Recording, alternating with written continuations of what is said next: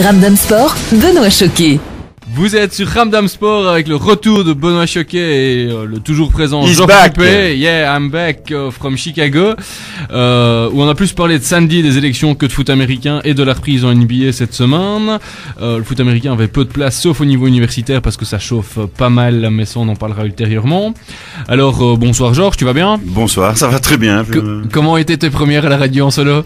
Ah bien, ce fut un exercice, un baptême qui méritait sans doute d'avoir plus d'animation. Donc on va s'y mettre, hein. Il fallait bien commencer. Bon, sans toi, c'était pas la même chose, quoi. Oh merci Georges, ça me touche. J'ai quand même eu un petit moment de solitude et je souhaitais que Ramdam m'offre un ballon Wilson comme pour faire comme Tom Hanks dans Solomon.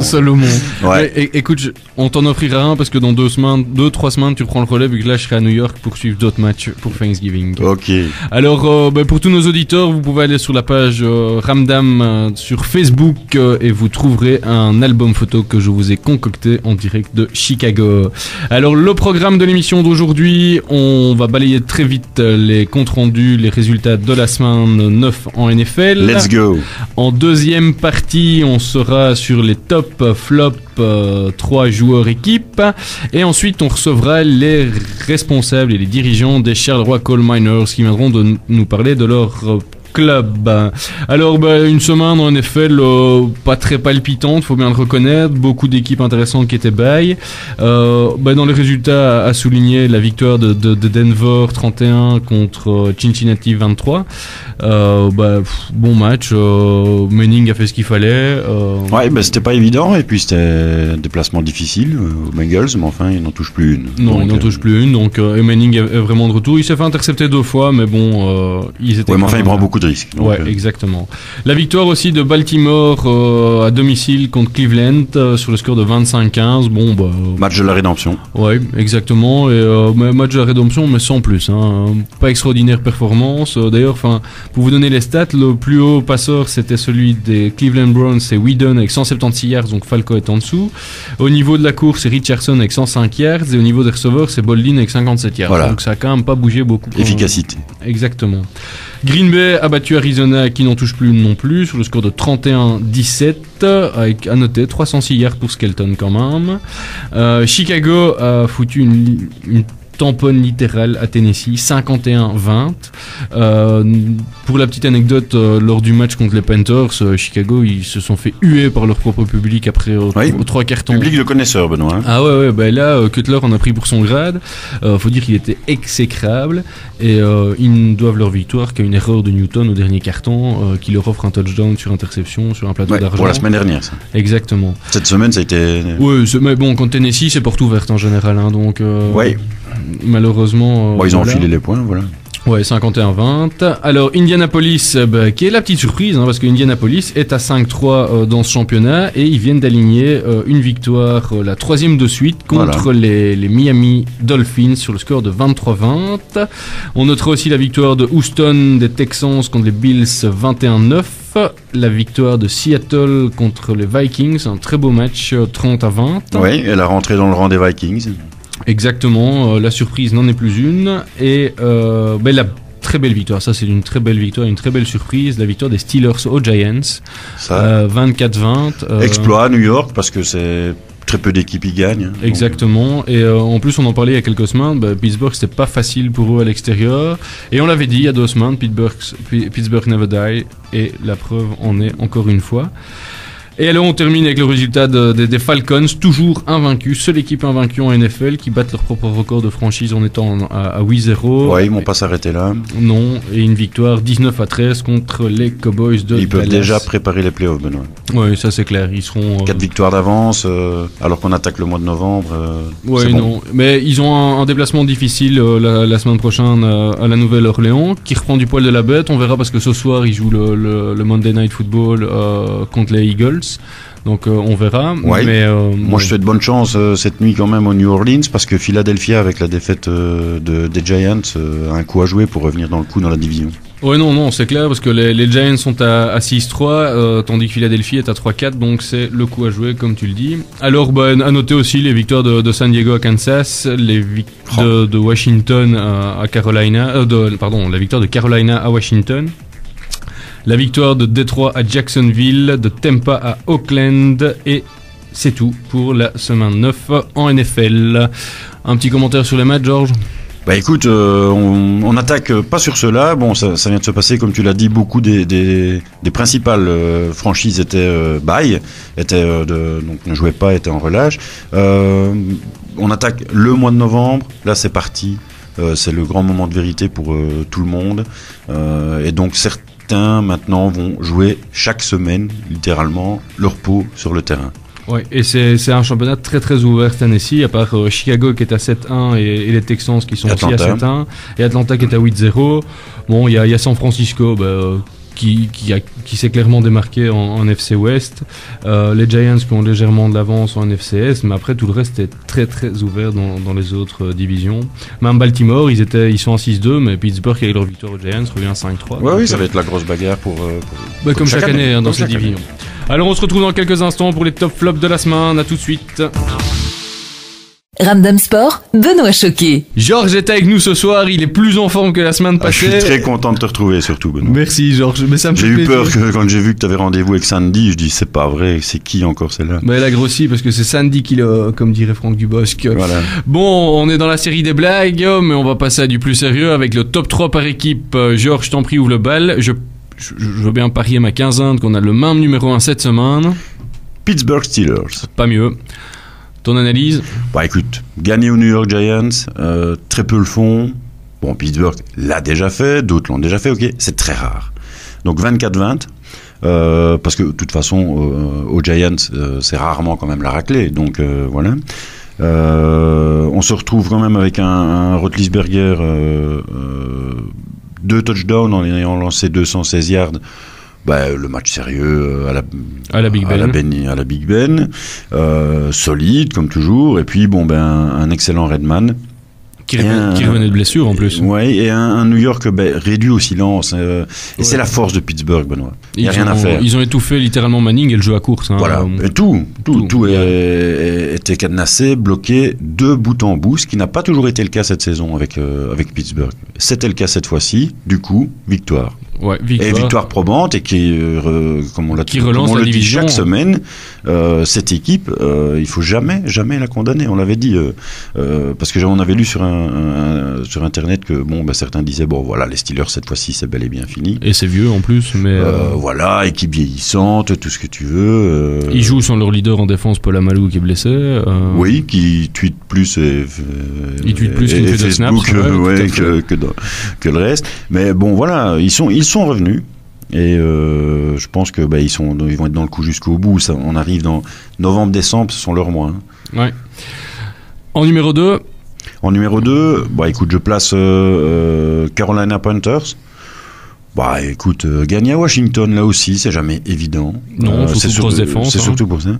Et puis, quel réveil quoi finalement. Je pense que c'est la deuxième maintenant. Oui, ils sont en 2-6.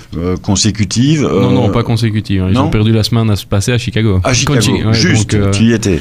Mais enfin, ils sont battus de peu à Chicago. Exactement. Ils confirment en allant gagner à Washington. En dominant une équipe, certes jeune, Washington, mais les Panthers sont pas nécessairement beaucoup plus vieux. Non. 21-13, moi je trouve ça assez remarquable. Et puis on n'aura pas l'occasion de les mettre toutes les semaines dans le top. Non, c'est clair. Mon numéro 2, j'ai pris les Indianapolis Colts parce qu'on n'en parle pas beaucoup, mais l'air de rien, c'est leur 3e victoire de suite. Alors c'est une équipe en reconstruction, il faut quand même le savoir. Il n'y a pas de running back star. C'est tous des jeunes draftés ou des joueurs avec très peu d'expérience. Le seul qui a de l'expérience a 5 années, mais c'est un inconnu. Je crois que c'est Brown ou Carter, un truc dans le genre, mais pas plus connu que ça. Vic Ballard, qui lui est un rookie. Enfin bref, pour vous dire, il n'y a pas de star dans cette équipe. Reconstruit autour d'un franchise player qu'on espère être Andrew Luck. Ouais. Au niveau des wide receivers, c'est pareil, c'est tous des inconnus. Avery, il vient je crois que c'est Tennessee, il n'a pas joué du tout en 2010. C'était un second choix de draft, mais voilà, et ici, il explose des scores. Le seul, c'est Reggie Wayne, lui, on a déjà parlé, lui c'est le receveur star. En tight end, pas de joueurs connus non plus, c'est vraiment une équipe en pleine reconstruction. 3e victoire de suite, ils sont en positif, ils sont à 5-3, bon, ils sont dans pas de bol, ils sont dans la division des Texans. Une seule victoire il y a 2 ans. Oui, exactement. Donc voilà, moi je les ai pris en 2, et je pense qu'en 3 on a le même choix aussi. Tu as pris les Tampa Bay Buccaneers. Pareil. On en a déjà parlé en top comme en flop parce que c'est une équipe capable de tout. Ici, ça fait plusieurs semaines qu'on les retrouve quand même, à mon sens, dans le top équipe parce que c'est à chaque fois le festival offensif avec eux. Et on en reparlera plus précisément avec Doug Martin dans le top individuel. Dans le top 3 des joueurs. Les Bucks, écoute, moi je ne souhaite qu'une chose. Moi, c'est de sympathie pour cette équipe depuis que John Gruden les avait amenés au Super Bowl et pour le gagner en plus. Écoute, franchement, j'espère que ça va rester comme ça et que on va les retrouver en train de construire et pas en train de balancer leurs joueurs ou de vendre s'ils en étaient obligés, mais j'ai pas lu ça, en tout cas sur les différents sites. Ce sont les seuls qui ont animé la dernière journée d'échange des joueurs qui se clôturait, qui a été reporté 2 jours à cause de Sandy, vu qu'ils ont échangé leur cornerback star Talib avec les New England Patriots. C'est le seul trait de... C'est-à-dire qu'ils sont condamnés à jouer évidemment sur leur qualité, comme toutes les équipes, mais c'est-à-dire offensive, parce que leurs qualités ne sont pas encore défensives. Mais ils ont un coach, Greg Schiano, qui est vraiment main de fer. Talib, c'est un joueur qui était suspendu pour de nouveau une drug enforcement policy, donc refus de contrôle antidopage ou un truc dans le genre, donc il a 4 matchs. Oui, mais enfin ils sont 120 comme ça. En NFL, mais je veux dire, Greg Schiano a eu comme politique dès le départ de liquider tous les joueurs un peu caractériels. Kellen Winslow a été tradé aussi alors que c'était un bon tight end même s'il a des problèmes physiques. Bref, il s'est vraiment séparé de toute une série de joueurs. Oui, il s'est construit une image de monsieur propre. Hein. Exactement, donc au début on avait du mal parce qu'ils étaient un peu à la traîne, mais ça commence à porter ses fruits, ce qui explique leur 3e place dans notre top 3 par équipe. On se retrouve dans quelques instants avec le top 3 des joueurs et les flops de la semaine. Ramdam Sport, Benoît Choquet. De retour sur Ramdam Sport pour la 3e partie avec le flop 3 et le top 3 des joueurs. On va ouvrir le bal avec le top 3 des joueurs. En numéro 1, Georges, tu as pris Doug Martin. Et ne viens pas me dire que tu en as choisi un autre cette semaine. Premier, indiscutablement, pour un rookie, la perf. Ouais, et alors pour les joueurs de fantasy NFL Oui, donc Fantasy est un espèce de jeu de management disponible sur le site de la NFL. En version gratuite et payante, mais en version gratuite aussi. C'est le bingo, 251 yards, 10 yards par catch, 4 touchdowns, et en plus des touchdowns, pas des petits quoi, 45 yards, 67 yards, 70 yards et un d'un yard. Et donc, tu sais que notre ami Sébastien Sancho Moulin a le nez fin et que c'est un fin connaisseur, il a Doug Martin dans son équipe, il m'a envoyé un SMS en pleine nuit. Voilà. Il n'en a pas dormi. 63 points fantasy à lui tout seul. Extraordinaire. Alors ça se traduit comment ça se traduit par 4 touchdowns évidemment, 251 yards à la course. Ça c'est quand même phénoménal. Il y a des joueurs, il faut 5 matchs, 6 matchs, 7 matchs pour faire cette performance. Alors on en avait déjà parlé, c'est un rookie. Et petite particularité, Benoît, il habite où ? À Oakland. Toute sa famille habite Oakland. Et évidemment, en signant cette perf contre Oakland Raiders, Oakland Raiders devant toute la famille, je suppose que la fameuse Nations, comme ils s'appellent, les Raiders Nation, ils auront été un peu discrets, la famille, mais à mon avis, ils vont déménager, je pense. À la maison familiale, ça a dû fêter ça. Exactement. En numéro 2, tu as pointé Carson Palmer. Lui, on n'est plus sur un rookie. Non. Plus de 400 yards, 4 touchdowns. En fait, Carson Palmer, c'est quand même le quarterback battu par les Buccaneers de Doug Martin. Ici, il a quand même fait... Il est un peu seul au monde, lui. Voilà. Il a quand même fait le match, mais il n'y a rien à faire, cette équipe est mauvaise. Quoi. Ouais, non, c'est clair. McFadden n'est plus que l'ombre de lui-même, il n'en touche plus. Oui, il y a sans doute des raisons à ça. Évidemment, quand tu évoquais tout à l'heure les contrôles antidopage, et il y en a eu quelques-uns du côté d'Oakland, et à mon avis, ils ont été un peu prévenus, ils sont calmés cette année. Ouais, c'est possible. Moi, en numéro 2, j'ai choisi Urlacher, le linebacker des Chicago Bears. 5 tacles, 2 assist tackles, 1 force fumble, une interception qui amène un touchdown de 46 yards. Bah, c'est un gars qu'on préfère avoir avec soi que contre soi. Oui, et c'est la star à Chicago. Hein. Ils vendent plus de mieux que n'importe qui. C'est vraiment Urlacher, c'est l'emblème des Chicago Bears. Et bon, après un match pareil, c'est pas parce que je reviens de Chicago. Non, après une perf pareille, un top 2 se justifiait allègrement. En numéro 3, tu as pris... Encore un quarterback, mais un rookie, encore. Andy Luck. 433 yards, 2 touchdowns, 23-20 contre Miami, 105 de rating. Franchement, on en a beaucoup parlé au début de la saison de l'autre, de Robert Griffin III, et il n'a pas encore le titre de quarterback rookie de l'année. Non, on le pensait, parce qu'au démarrage, Luck était un peu à la traîne et on ne parlait que de RG III.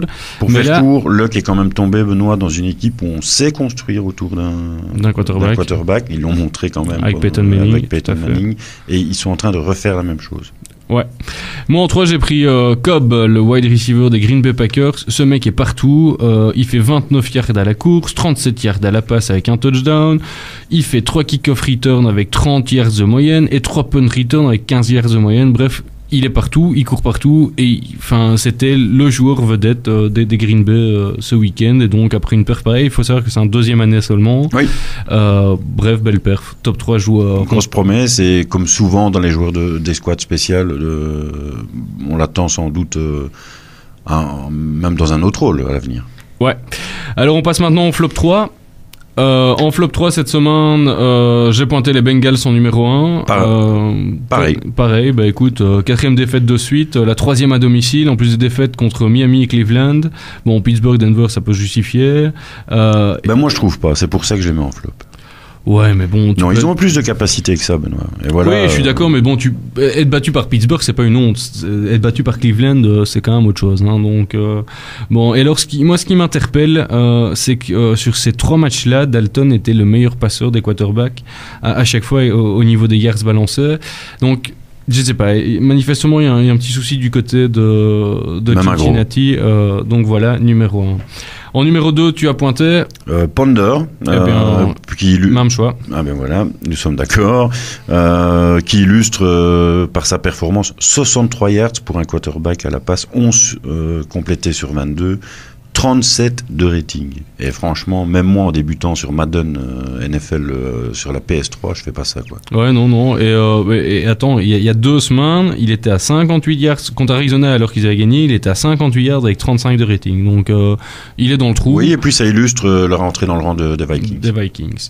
Et alors en numéro 3, tu as pointé Eli Manning, parce que ça illustre la défaite des Giants. C'est plutôt dans l'ensemble que je pointe, mais enfin Eli est quand même le porte-drapeau de l'équipe, et voilà. Bon, ils offrent en étant battus donc par Pittsburgh, ils offrent la possibilité cette nuit à Philadelphia de revenir dans le coup, alors que en battant Pittsburgh, ils prenaient le large. Ouais. Et moi en flop 3, j'ai pris Jerry Jones, qui est et le président et le general manager des Dallas Cowboys depuis 1989. Il a déclaré cette semaine que s'il pouvait, il se virerait, parce qu'en tant que président, il se virerait en tant que GM. Et ben franchement, qui passe à l'action. Je me suis amusé à relever quelques statistiques. Depuis leur dernière victoire en 95 au Super Bowl, donc faut savoir qu'ils ont gagné 3 Super Bowls en 5 ans. Donc depuis leur dernière victoire en 95, dans les 90s, ils ont été 9 fois sur 10 en playoff. Depuis les années 2000, ils ont été 4 fois. La dernière fois c'était en 2009 et ils ont eu 2 victoires en playoff sur cette participation depuis 2000. Donc depuis leur Super Bowl en 95, pardon. Donc à part un nouveau stade, il a rien. Non, exactement. Donc je pense que s'il était vraiment un bon président, il se virerait comme il est un mauvais general manager. Donc allez, voilà, c'était le flop de la semaine. Le petit coup de gueule. On se retrouve dans quelques instants avec les représentants des Charleroi Coal Miners. À tout de suite. Ramdam Sport, Benoît Choquet. De retour sur Ramdam Sport pour la dernière partie de l'émission avec en guest star le chargé de communication des Charleroi Coal Miners, qui est aussi le strong safety. Tout d'abord, bonsoir Stéphane. Bonsoir. Alors on est toujours avec Georges Juppé qui sera là pour nous livrer son analyse. Ce qui vaut un Common Miners. Common Miner, exactement. Notre analyste nécrologique NFL, j'ai envie de dire. Alors Stéphane, tout d'abord, c'est quoi un strong safety ? Alors le rôle du strong safety, On va un peu comparer ça par rapport au football classique, parce que c'est ce que les gens connaissent le plus dans nos régions. Donc c'est un peu un rôle de libéraux, un peu comme ça. Donc c'est une position arrière. Les deux safety, c'est deux positions arrière qui ont une vision d'ensemble du jeu. Donc c'est des joueurs de défense. Et avec la petite particularité que le strong safety a le marquage du tight end en charge, quoi. Ok. Alors, maintenant, deuxième question. Les Charleroi Coal Miners, on en a déjà parlé il y a quelques semaines dans l'émission, mais c'est quoi les Charleroi Coal Miners ? Alors les Charleroi Coal Miners, on peut même appeler ça un projet. C'est-à-dire que c'est vraiment une toute nouvelle équipe qui a été formée sur la base des Charleroi Cougars, donc qui était l'équipe de football américain de Charleroi. Rassure-nous, Cougars, c'était des joueurs de football. Voilà, ça aussi, ça a fait partie de notre volonté de changer de nom. C'est cette petite mode des femmes Cougars. Hein. Voilà, on parlait bien de la même chose. Donc c'était aussi la volonté de changer de nom, mais aussi surtout de créer un nouveau projet donc avec le football américain. Donc on s'est associé aux Steelers, qui était l'équipe de flag de Charleroi. Donc on partageait nos locaux au complexe sportif de Roux. Donc on a voulu vraiment créer une grande structure de football américain du Sud et Hainaut, parce qu'il faut savoir qu'on est la seule équipe de la région. Donc ce qui nous permet, en nous associant aux Steelers, d'accueillir des joueurs de 8 à 88 ans, s'ils s'en sentent la forme.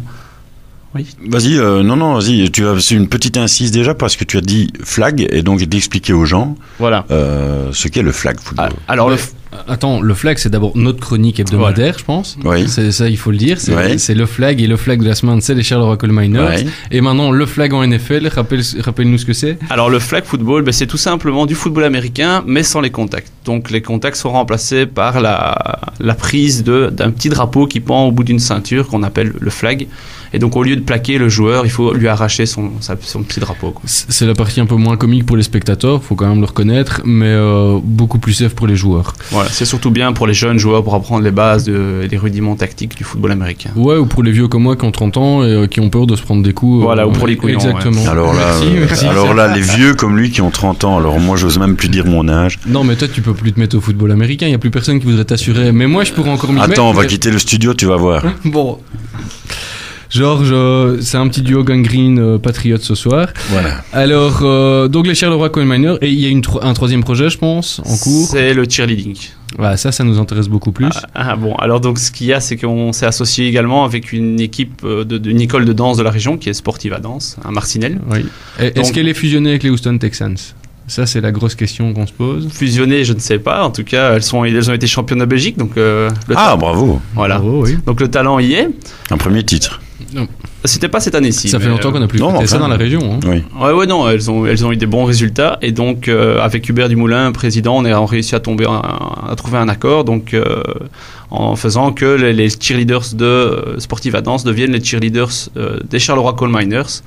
Et voilà, on fait ça en partenariat. Elles viendront à nos prestations normalement à Charleroi. Et c'est ouvert de quel âge à quel âge, ça ? Pour le cheerleading ? Oui. Alors pour le cheerleading, je sais qu'ils ouvrent ça également aux enfants, mais alors là je conseille de passer via notre site internet pour les renseignements ou via le site internet sur lequel on renvoie également d'ailleurs sur le site des Sportifs à Danse. Et donc l'adresse du site internet c'est charleroi-miners.be. Également. Alors donc 3 activités pour récapituler. Le flag football, donc qui est du foot américain sans contact, le foot américain en lui-même qui vient des Charleroi Cougars pour ceux qui suivaient le sport, et le flag football, lui c'était les Charleroi Steelers, Pittsburgh étant jumelé avec Charleroi. Une de 7 villes jumelées avec Charleroi. Exactement, on a fait un petit clin d'œil il y a 2-3 semaines, je pense, en jumelant Buffalo avec Liège. C'est un peu ça, ouais. Ou le Lierse, on hésitait. Mais... Oui, on hésitait. Maintenant, ça a changé, on peut dire que c'est un peu avec Bruges. Ouais. Et donc maintenant, un tout nouveau truc en Belgique, je pense. Est-ce qu'il y avait déjà une école de cheerleading pure en Belgique ? Alors il y a beaucoup d'écoles de danse qui proposent le cheerleading pour... Bon, et je vais reformuler. Est-ce qu'il y avait déjà une équipe de foot américain belge qui avait des cheerleaders ? Alors en Flandre, ça s'est fait.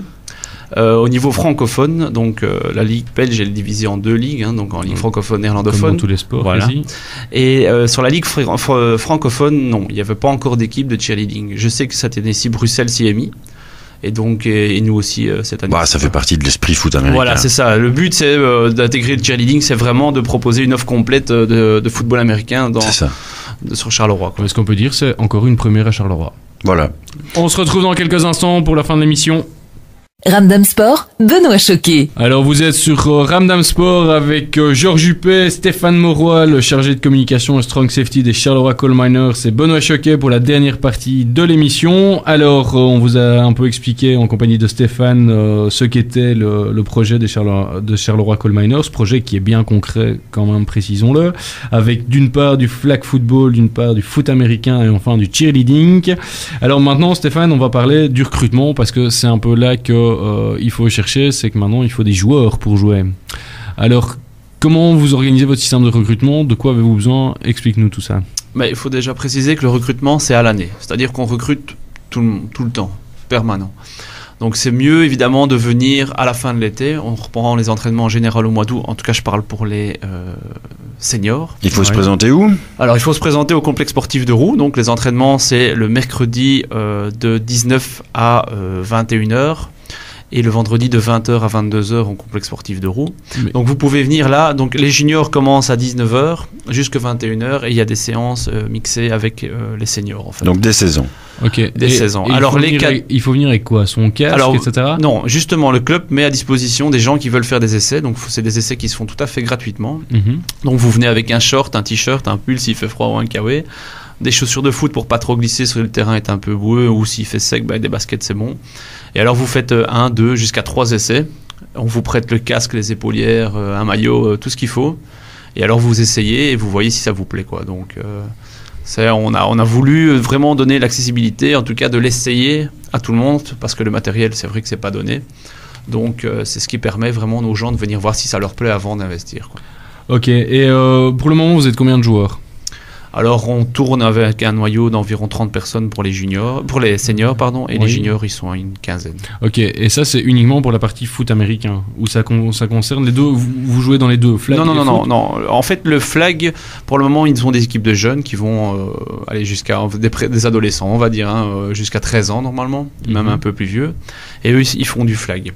Alors après on peut jouer en cadet, donc il faut savoir que l'année prochaine normalement la Ligue va mettre sur pied un championnat cadet qui n'existe pas encore pour cette année-ci, donc nous on a déjà quelques joueurs cadets, on essaie de mettre sur pied une équipe cadet pour participer au championnat l'année prochaine. Et alors, on a encore les juniors et les seniors derrière quoi. Ok, et donc pour le moment vous êtes une trentaine en seniors, et vous voulez monter jusqu'à combien de joueurs? L'idéal c'est, en fait on est sur une trentaine, mais il y a toujours des blessés, etc. Donc pour faire une saison, il faut qu'on soit le maximum possible, je dirais il n'y a presque pas de limite. Donc le football américain, comme tout le monde, c'est du 11 contre 11. Donc, mais il y a des équipes de défense et des équipes d'attaque, il y a des équipes spéciales, donc il y a de la place pour tout le monde, pour tout de gabarit, ça c'est important de le dire aussi, je veux dire, qu'on soit petit, mince ou grand ou gros, qu'on soit plus vieux ou jeune, qu'on soit musclé ou pas, il y a toujours moyen de trouver, c'est ça la beauté du football américain, c'est qu'il y a toujours moyen de trouver une place pour chaque gabarit au football américain. Ok, et pour les juniors, le championnat se termine déjà le 25 novembre, avec des juniors qui sont pour le moment invaincus, je pense. Voilà, ça c'est notre petite fierté, c'est une belle surprise parce qu'on s'était dit, pour notre première saison, ils ont fait, les juniors des Cougars avaient déjà fait 2 belles saisons les années précédentes. Mais cette année-ci, on repartait avec une équipe quand même avec beaucoup de nouveaux joueurs. Donc on s'était dit, vu la transition, on verra bien comment ça va se passer. Et on a eu la bonne surprise de voir qu'ils étaient invaincus sur tous leurs matchs. Et il leur reste 2 matchs, je pense. Alors il leur reste 2 matchs qui auront lieu tous les deux le 25 novembre au complexe sportif de Rouen. Sur un niveau francophone? Sur un niveau francophone, donc un niveau francophone et néerlandophone, donc un niveau national. Ah, au niveau national. Voilà. Parce que, on peut le dire, la particularité aussi dans ce pays, c'est que les sports américains, quand ils ont droit de parole et qu'ils ont des représentants, sont beaucoup mieux représentés généralement, et surtout sur la région d'Anvers. Voilà, en Flandre. C'est en Flandre. Hein. C'est un peu mieux suivi en Flandre, quoiqu'à Charleroi depuis cette année-ci, on n'a pas à trop se plaindre. On a été bien suivi par la ville aussi pour cette année-ci, pour notre nouveau projet des Coal Miners en tout cas. Mais ici ils sont invaincus au niveau national. Je peux rassurer un petit mot sans doute pour rassurer tous ceux qui veulent se lancer et surtout les parents, c'est-à-dire que il n'y a pas plus de blessés au football américain qu'au football normal, qu'au soccer. Non, pas du tout, parce que c'est un sport qui est très spectaculaire, mais dans lequel on est bien protégé aussi. Et bien préparé, je pense. Et bien préparé. Donc, il y a toute une série de techniques qui font que, oui, le sport est spectaculaire, les impacts sont importants. Et j'avais une question, tiens, est-ce que c'est comme au football où tout le monde veut le numéro 10 et être attaquant ou meneur de jeu? Tout le monde veut être quarterback quand on se présente dans votre club? Non, pas du tout. Pas du tout. Justement, même, on a parfois des difficultés à trouver le quarterback parce que c'est un poste à responsabilité. C'est le joueur clé. Voilà. Et les gens ont parfois tendance... Parfois, les jeunes joueurs, au début, se disent « Ah, moi, je veux être quarterback ». Mais quand ils commencent à voir, ils se disent... Par exemple, moi, je suis défenseur. Bon, à l'attaque, quand je dois monter en attaque, je monte en attaque. Mais voilà, moi, je voudrais pas faire autre chose que strong safety ou défenseur, par exemple. Chacun trouve un petit peu... Et autre question, est-ce que celui qui a une pratique ou déjà une connaissance, ou enfin, même sommaire, mais du rugby a une attirance plus facile pour le football américain ou pas du tout? C'est clair qu'au niveau surtout des plaquages et de la technique, je veux dire, de prise, c'est un avantage, ça c'est sûr. Oui. Ouais. Autre chose, vous manquez évidemment de publicité, de vous faire connaître. C'est propre aussi au sport lui-même. C'est un sport quand même qui a beaucoup de mal à s'implanter en Europe. Hein. Voilà, c'est ça. On a des difficultés à trouver des sponsors, mais cette année c'est aussi mon rôle, donc c'est pour ça que mon poste a été créé de chargé de communication. On essaie de trouver des sponsors et grâce à vous, des émissions comme la vôtre, on arrive à se faire connaître dans la région parce qu'on a besoin de joueurs, mais également de spectateurs qui viennent nous voir nos matchs et nous encouragent. Il faut savoir que tous nos matchs sont gratuits, donc il n'y a pas d'entrée à payer quand vous venez nous voir. Eh bien, on va clôturer en rappelant que le 18 novembre prochain à Roux se tiendra une rencontre internationale entre les artilleurs de Metz et les Charleroi Coal Miners au niveau flag senior et junior. Alors, grand merci Stéphane de ta visite. Merci à vous. On ne manquera pas de tenir nos auditeurs informés des résultats, que ce soit des juniors ou des seniors. Quant à nous, on va finir par une petite parenthèse avec le titre des San Francisco Giants en baseball. Baseball, ça datait déjà de la semaine dernière. Exactement. Sweep 4-0 contre Detroit. Ouais. Alors la particularité cette année, c'est que aussi bien en NFL qu'en MLB, ce sont deux équipes Giants qui ont gagné, vu que c'était les New York Giants au Super Bowl 2012 et maintenant les San Francisco Giants qui ont aussi gagné. Et je t'en annonce une troisième de particularité, ça annonce souvent les doublés villes aussi, et donc gare aux San Francisco 49ers pour le Super Bowl. Oui, non, mais ça c'est une paire de fantasmes, Georges. Non, dans les statistiques, les villes, les doublés sont très fréquents dans les 4 sports majeurs.